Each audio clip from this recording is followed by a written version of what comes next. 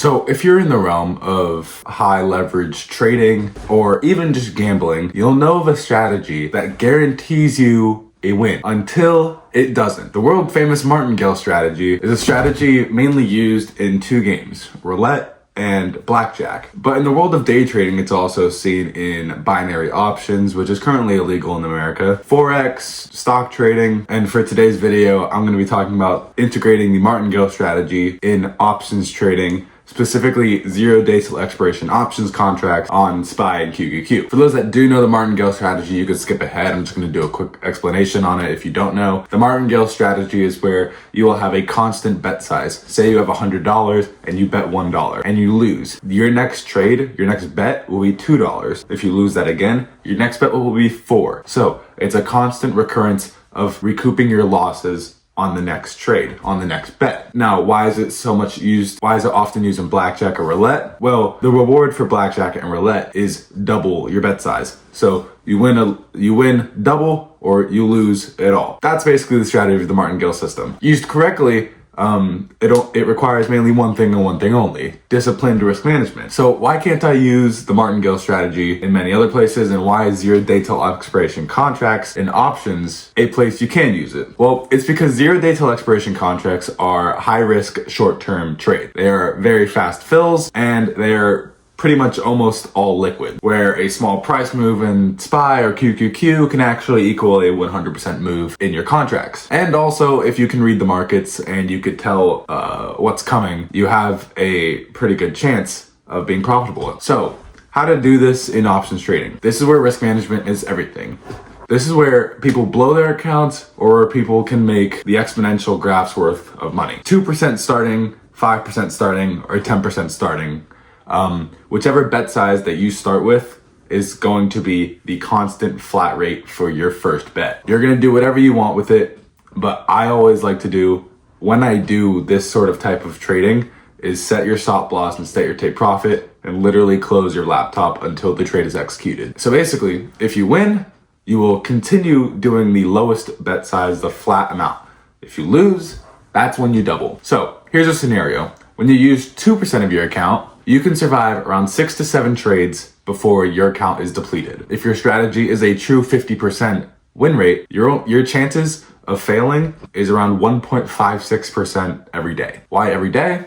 Well, as much as stacking it along a 7-day streak would be a way of using that metric, you also have to look at the strategy as the strategy will reset every single day, because your odds of probability of winning per trade is the same every single day. Scenario number 2, where you use 5% of your account, you can survive 5 consecutive losses, which basically gives you a 3% chance of losing your whole entire account per day. And if you use 10%, which is very, very, risky, you can survive 4 trades before wiping out your whole account, which leaves you to around a 6.3% chance of losing all your money. Now, in short term, the smaller your starting rate is, the higher percent chance you have of long-term growth. So if you're starting with 1%, you will have a significantly higher probability of creating long-term growth in the account than starting with 20%. Now, here is where win rate matters.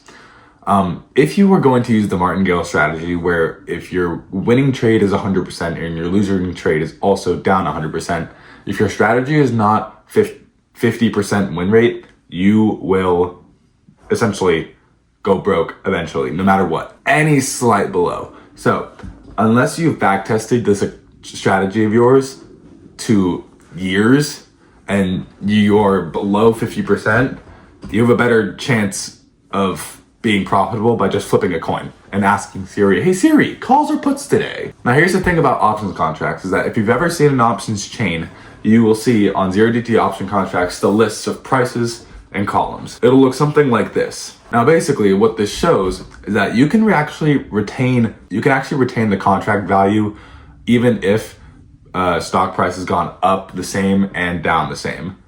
For instance, if a strike of SPY, for instance, goes up $2 per share, you're going to make that certain amount in contracts value over those 2 strikes, the increase in 2 strikes. Now, if you were to go wrong in 2 strikes, your contract would still hold its value if you're able to sell that contract before the end of the day. So final thoughts. Can the Martingale strategy work for 0-day till expiration options contracts for short periods of time? Yes. Will it always work? No. One bad streak is all it takes for you to crumble.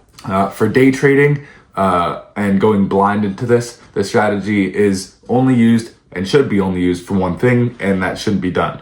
Gambling. If you're going to rely on this as your whole entire trading philosophy, you are not trading, you are gambling. So before you go into the death spiral of 10 trades in a row losing, figure out your strategy first and back test it before you start flipping coins. Drop a comment down below if you think I'm full of crap.